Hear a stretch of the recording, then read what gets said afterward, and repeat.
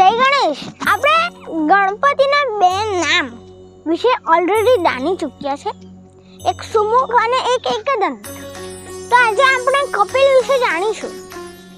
કપિલ રંગનો અર્થ થાય છે લાલ કે તાંબરા વર્ણની.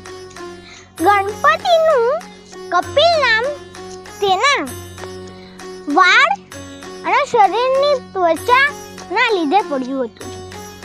લોકો એમ કહે છે કે જે વિષ્ણુના અવતાર બની ગયા તે કપિલ મુનિ, તો તેમને એમ જોડે છે, પણ મિત્રો એવું નથી.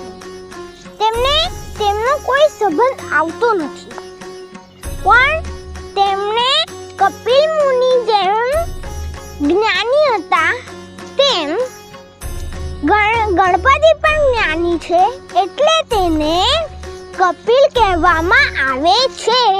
મળીશું.